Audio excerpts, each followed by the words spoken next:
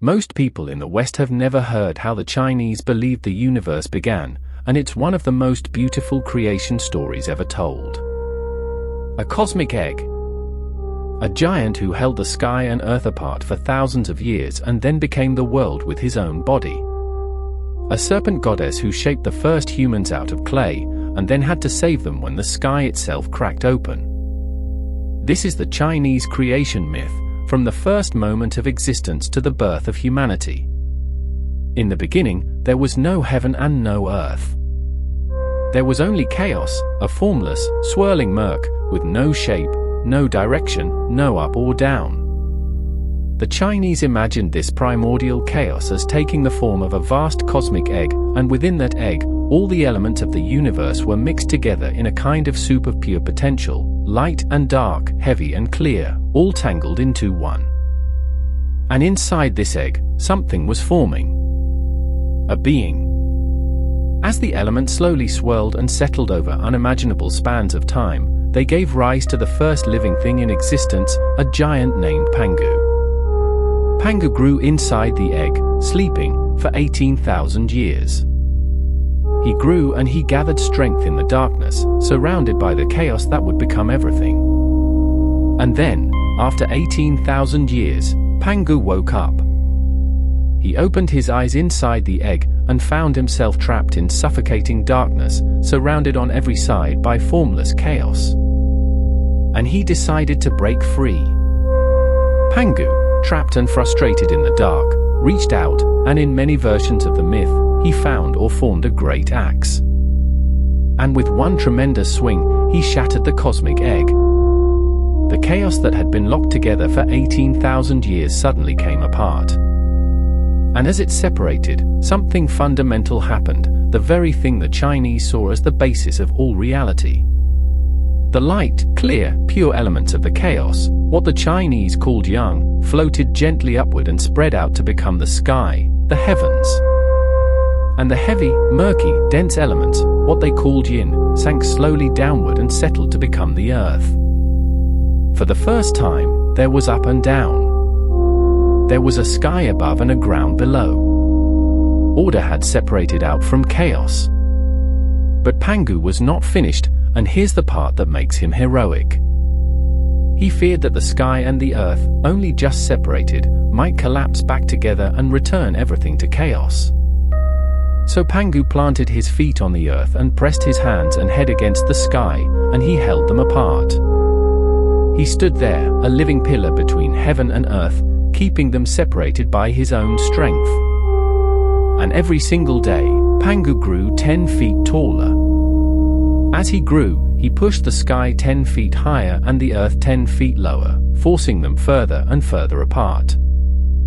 He did this for another 18,000 years, growing, straining, holding the universe open, until at last the sky was tens of thousands of miles high, fixed and stable, in no danger of ever collapsing again. The giant had built the structure of the cosmos with his own body. After 18,000 years of holding the universe open, Pangu was utterly exhausted. The sky was secure. His work was complete.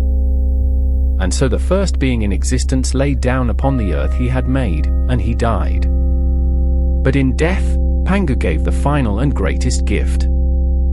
His enormous body did not simply decay, it transformed, piece by piece, into every feature of the natural world.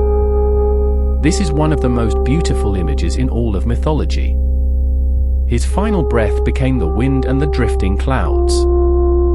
His voice became the rolling thunder. His two eyes became the sun and the moon, his left eye the sun, his right eye the moon, lighting the world he had built. His blood flowed out and became the rivers and the seas. His muscles and flesh became the fertile soil of the fields. His bones and teeth became the metals, the rocks, and the precious stones buried in the earth. His hair and his beard streamed up into the sky and became the stars and the Milky Way. His sweat became the rain and the dew. And the great mountains of the world? Those were formed from his body, in many tellings. His head, his limbs, and his torso became the sacred mountains that anchor the land. So the Chinese looked at the entire natural world and saw, in it, the body of the giant who sacrificed himself to create order. When you feel the wind, that's Pangu's breath. When you see the sun and moon, those are his eyes, still watching. We don't just live on the world Pangu made. We live inside the body of Pangu himself. The world now existed: mountains, rivers, sky, sun and moon, plants and animals. But it was lonely. And into this world came a goddess named Nüwa. Nüwa was one of the oldest and most important deities in Chinese mythology, usually pictured with the upper body of a beautiful woman and the lower body of a great serpent or dragon. She wandered the new, beautiful, empty world, and she felt its loneliness. Something was missing. So one day, Nüwa knelt down at the edge of a river, took up a handful of soft yellow clay from the bank, and began to shape it in her hands. She molded the clay into a small figure, with a head, a body, 2 arms, and 2 legs, fashioned in a form somewhere between her own and the animals. And when she set this little clay figure down on the ground, something miraculous happened. It came to life. It stood up, it moved, it laughed and danced around her.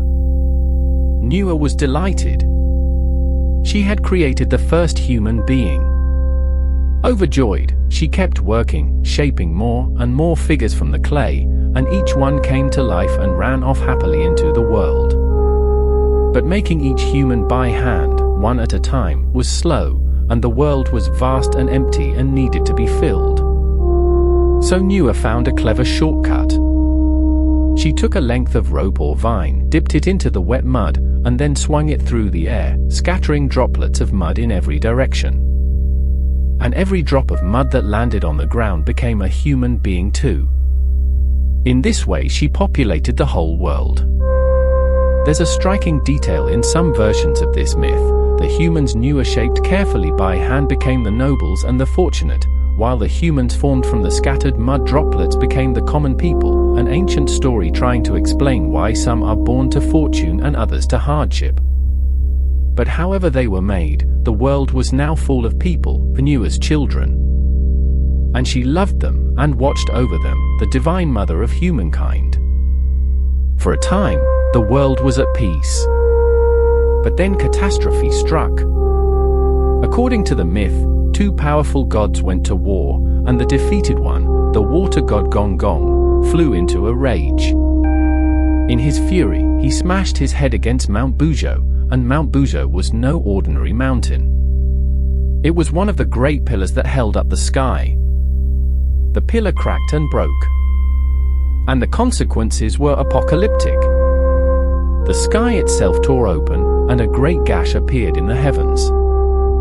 With the pillar broken, the sky tilted and began to fall. Fire poured down through the crack and swept across the land.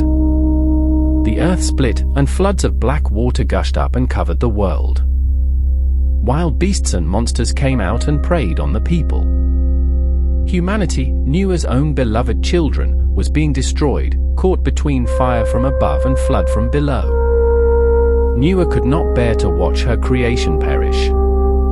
So she set out to repair the very sky.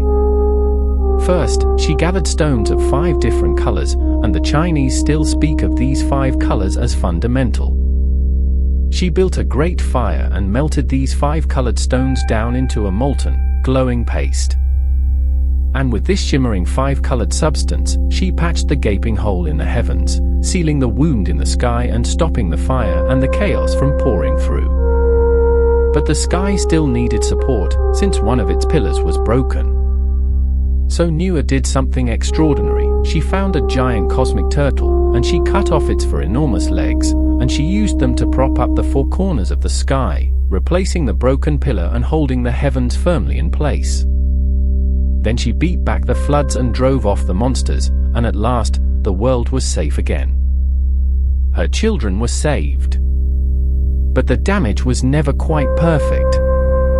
The myth says that because the sky had tilted and was propped up unevenly, it never sat perfectly level again, and that is why, the Chinese explained, the sun, the moon, and the stars all drift across the sky toward the west, and why the great rivers of China all flow toward the east, draining toward the lower, tilted corner of the world.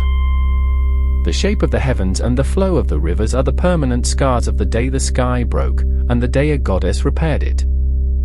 So the Chinese creation story is really two gifts and two heroes. Pangu, the giant, who separated chaos into order and then gave his entire body to become the world. And Nüwa, the goddess, who filled that world with humanity and then saved it when the sky itself came crashing down. Between them, a giant and a goddess built and rescued everything. It's a story most of the Western world has never heard, and it's every bit as grand as any creation myth ever told. If you want to meet the most rebellious figure these myths ever produced, a monkey who declared war on heaven itself, that's where we're going next. Subscribe, and I'll see you.